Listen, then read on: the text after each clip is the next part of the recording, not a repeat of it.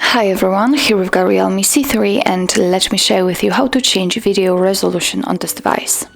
So firstly we have to enter the camera app, so let's tap on it and make sure that you will be on the video mode. So let's tap on the video, and since it is in the middle and you can see this red circle inside the shutter button, it means that you successfully entered video mode.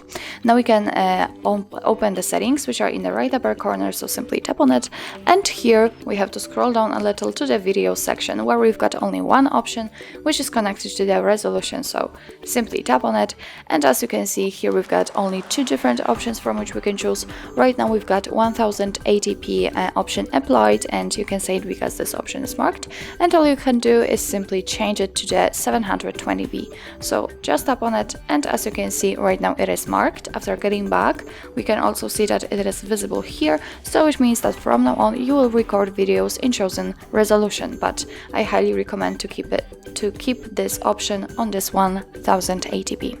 So actually that's all. This is how to change video resolution in your REALME C3.